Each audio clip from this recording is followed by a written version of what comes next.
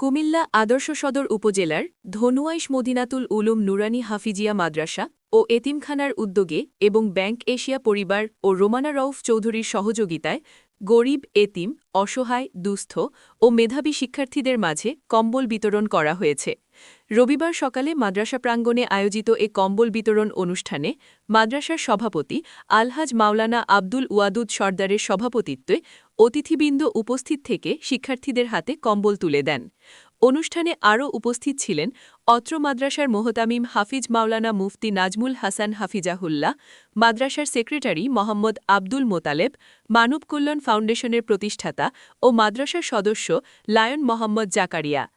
এছাড়াও মাদ্রাসার সকল সম্মানিত উস্তাদগণ অনুষ্ঠানে উপস্থিত ছিলেন। বক্তারা বলেন, শীত মৌসুমে দরিদ্র ও অসহায় শিক্ষার্থীদের পাশে দাঁড়ানো একটি মানবিক দায়িত্ব। এ ধরনের সহযোগিতা শিক্ষার্থীদের পড়ালেখায় আরও উৎসাহিত করবে। অনুষ্ঠান শেষে মাদ্রাসা কর্তৃপক্ষ ও শিক্ষার্থীরা ব্যাংক এশিয়া ও সংশ্লিষ্ট সকলের প্রতি কৃতজ্ঞতা প্রকাশ করেন। আমরা ব্যাংক এশিয়ার মাধ্যমে ভাইস চেয়ারম্যান রোমানা রউফ চৌধুরীর পক্ষ থেকে গত বছরও আমরা শীতবস্ত্র পাইছি, যথাযথভাবে বিতরণ করেছি। এই বছরও আমরা পেয়েছি, তাও আমরা বিতরণ শুরু করেছি। 40 জন শিক্ষার্থীকে শীতবস্ত্র দিতে পারছি। গত বছর দিয়েছিলাম আমরা 100 জনকে। এই বছর আমরা 40টা পাইছি, 40 জনের মাধ্যমে 40 জনে আমরা দিতেছি।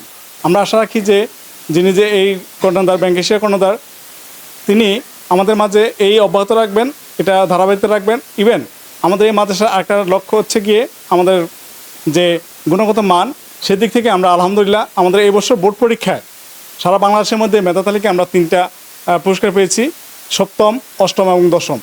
আশা রাখি সকলের কাছে দোয়া চাচ্ছি যে আপনারা এই মাদ্রাসার প্রতি নেক নজর দিবেন।